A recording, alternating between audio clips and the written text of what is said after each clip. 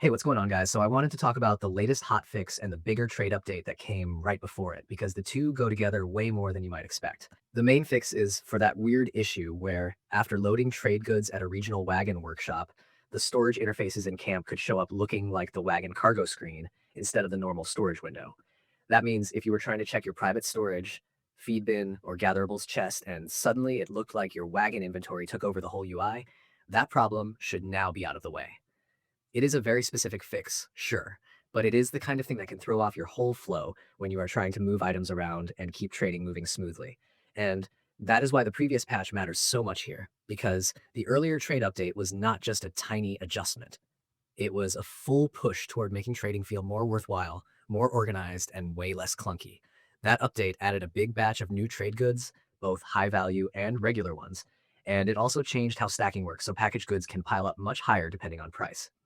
Even unpackaged trade items got a nicer stacking setup, which sounds like a quality of life thing on the surface, but in practice, it makes a huge difference when you are trying to manage space and keep your routes efficient.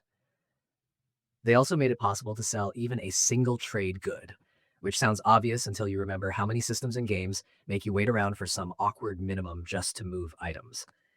That kind of change makes the whole system feel less rigid right away. What I like about that larger update is that it was not just about numbers getting tweaked in the background. It actually reshaped how trading feels from the ground up. New trade shops were added across the world, the overall profit from trading went up, and the game even started nudging players toward more interesting routes by giving better returns when a trade spot is harder to reach by wagon. So instead of the usual go from point A to point B and cash out setup, there's a little more thought involved in where you sell and how you move your goods. They also added wagon workshops as intermediate stops, which is a smart move because it gives the whole system more places to breathe instead of forcing every run to feel like one long straight shot.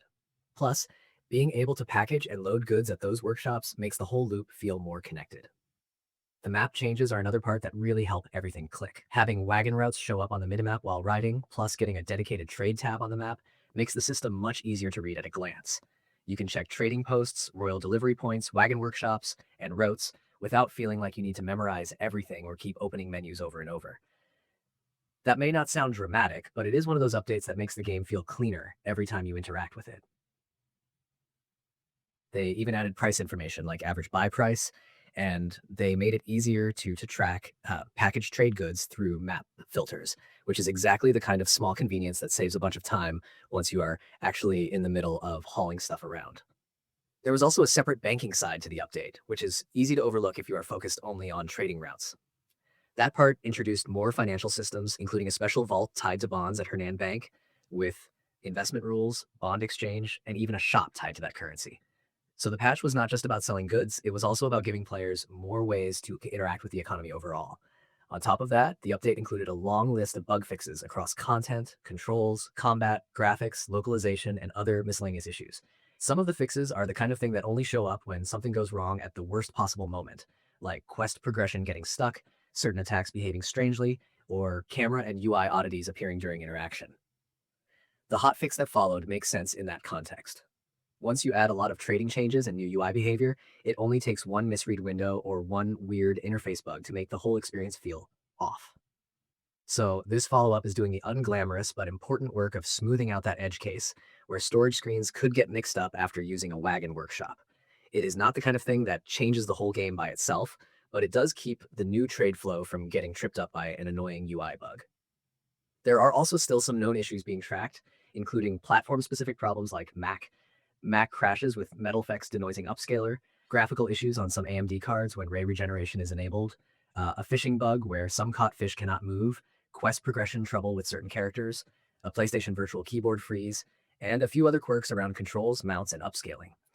So even with the hotfix in place, it is clear the team is still cleaning things up as they go. That said, the direction is pretty clear. The big patch pushed trading forward in a major way and this follow-up is there to keep the whole system from getting tangled up in a UI problem right after you load up your goods and try to get moving again.